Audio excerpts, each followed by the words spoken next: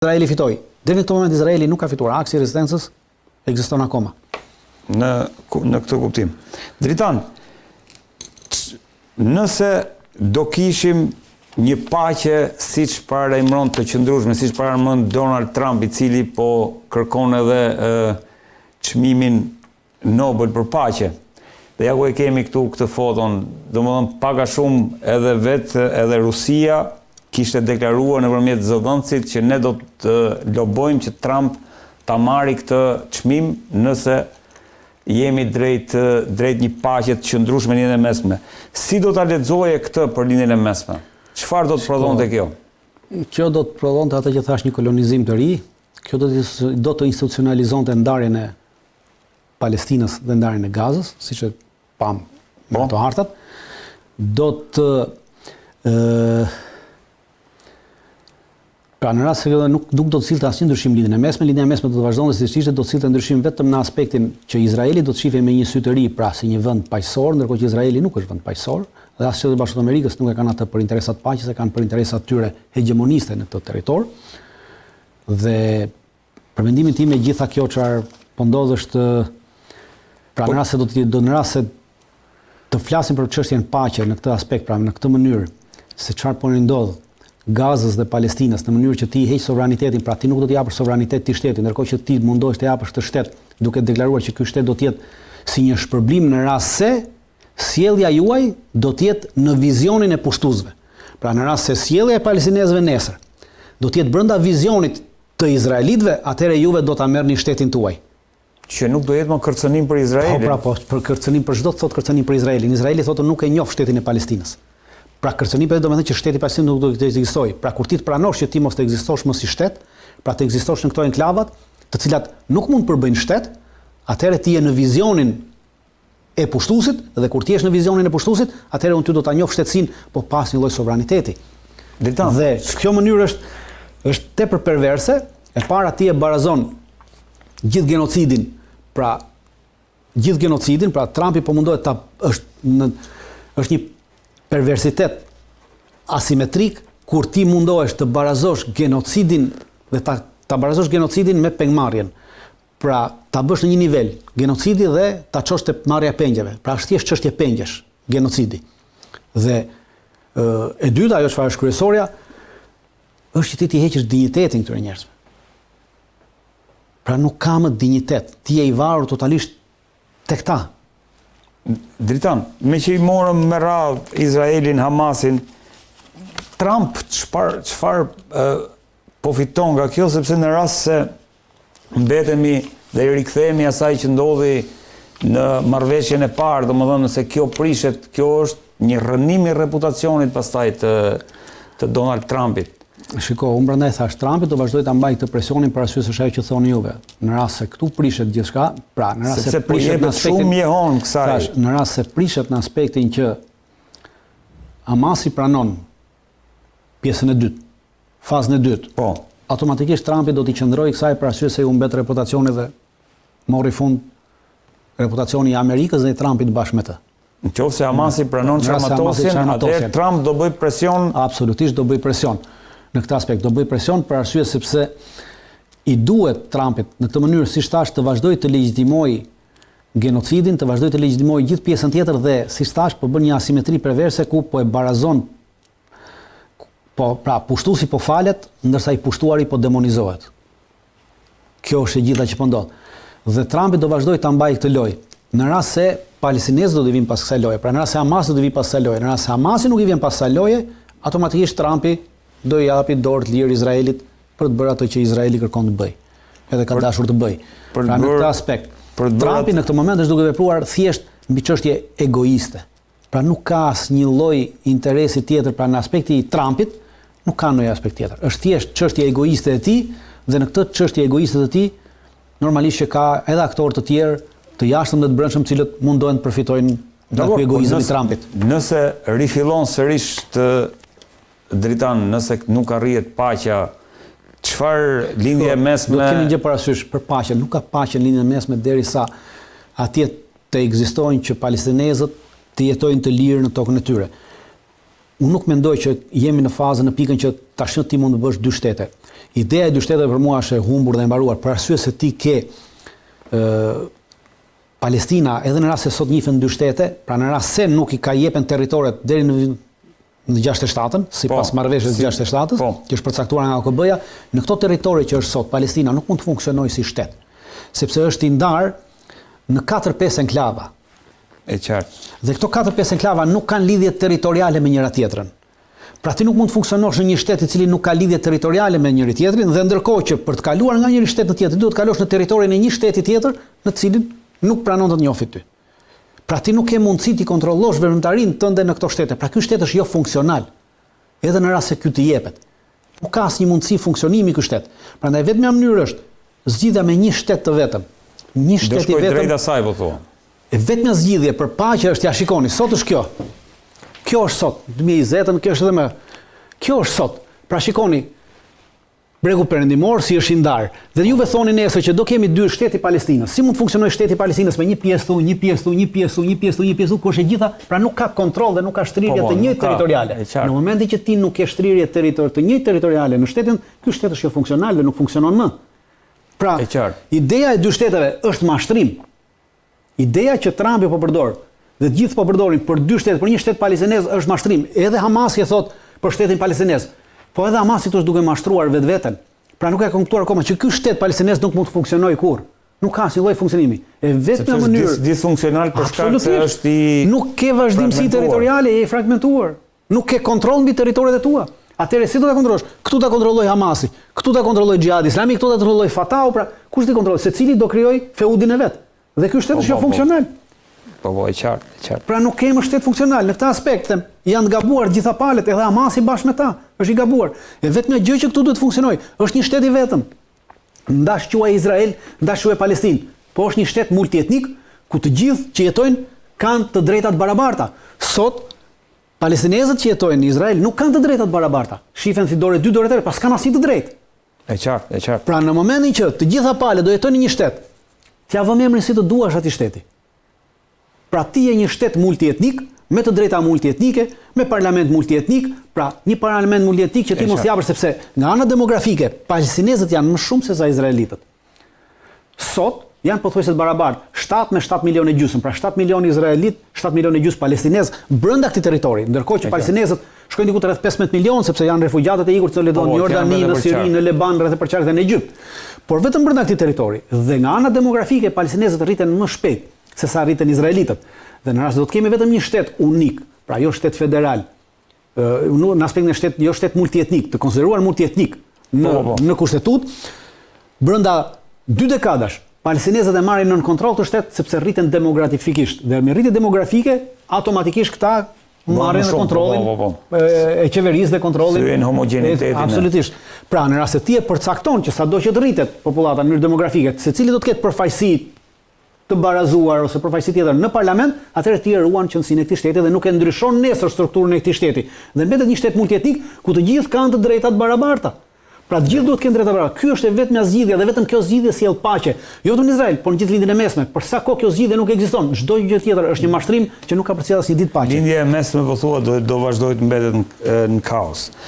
Dritan, ndërkohë kalojmë pak tek situata midis Rusisë dhe Ukrainës, ku Rusia i ka dërguar një paralajmërim Ukrainës përmes Turqisë që nëse sulmet mbi infrastrukturën energjetike ruse nuk do ndalen brenda javës, Rusia do të vazhdojë, do të fillojë të shkatërrojë të gjithë sistemin e gazit në Ukrainë dhe magazinimin e gazit.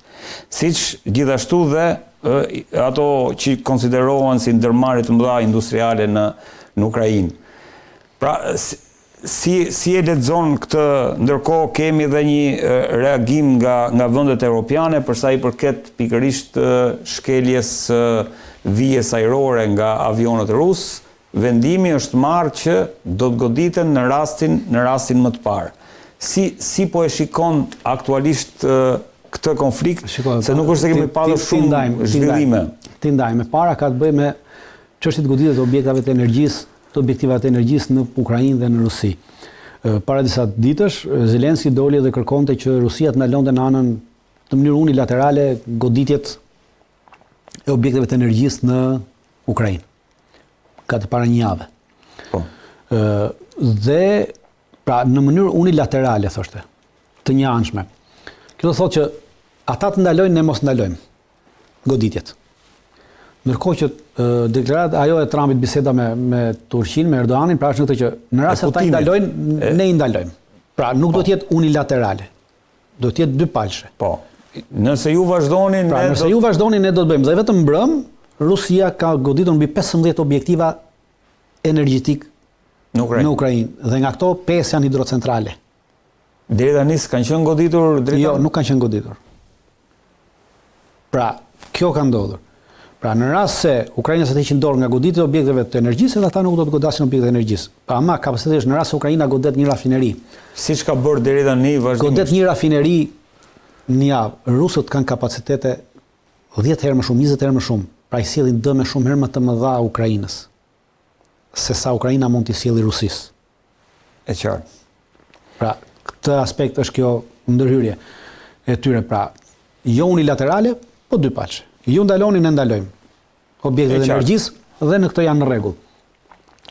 Kurse për sa i përket vendimit evropian, ai është një vendim për show politik, për arsye se Evropa nuk është një organizatë ushtarake. Bashkimi Evropian nuk është një organizatë ushtarake, është organizim politik dhe ekonomik. Dhe vendimarrjet politike të Evropës nuk kanë asnjë fuqi mbi asnjë shtet. Rezolutës, po Parlamenti Evropian e ka votuar si rezolutë. Ka votuar, pra nuk ka asnjë fuqi. Rezolutat e Parlamentit Evropian nuk kanë fuqi mbi asnjë shtet të Bashkimit Evropian. Dhe aq më tepër fuqi ushtarake, pasi nuk është vendimmarrës ushtarak Bashkimi Evropian. Dakor. Është organizatë politike, s'ka asnjë lloj fuqie. Dhe kjo i thotë që ne vendosëm, nuk e kanë këtë kapacitet, pra i kanë dhënë vetes një fuqi që nuk e kanë. Pra nuk mund të marrin vendime ushtarake, sepse është kur deklaruar Bashkimi Evropian është organizatë politiko-ushtarake, është organizatë politiko-ekonomike. Dhe një organizatë politiko-ekonomike nuk mund të marrë vendime ushtarake. Atë vendimet ushtarake të tilla mund të marrë vetëm NATO.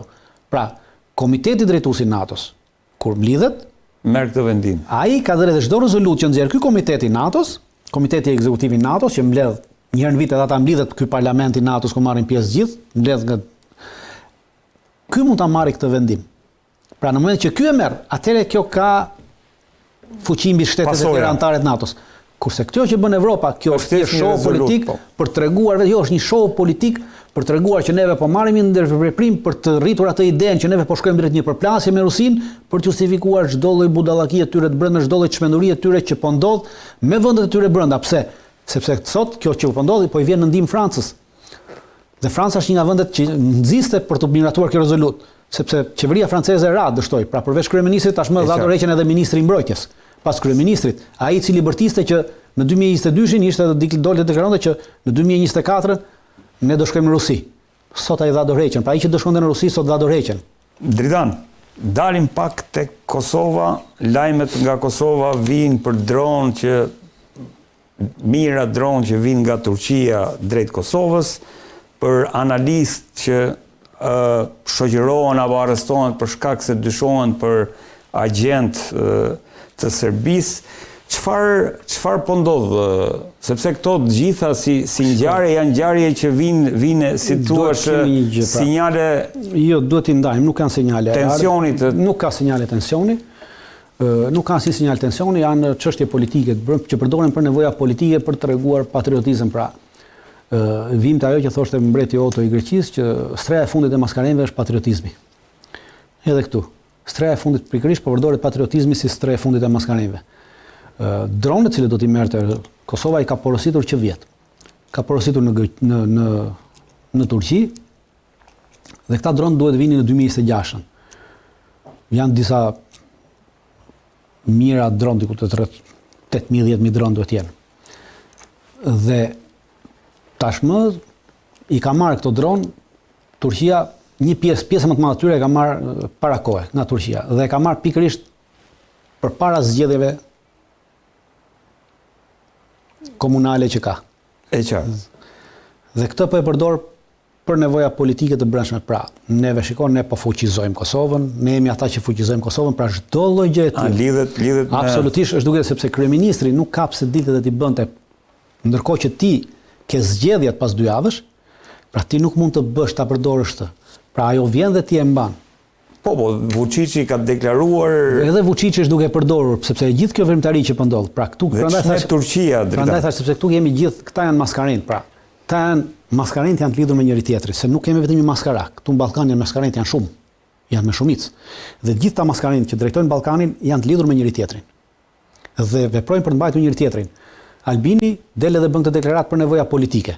Normalisht janë blerë në Turqi sepse Turqia prodhon nga dron, është më lehtë, s'ka ndonjë gjë, është normale. Por ama të kemi gjë parasysh që çdo lloj mjeti ushtarak dhe ushtarak që bjen në Kosovë është me miratim të NATO-s. Pra nuk i jep Turqia se do NATO.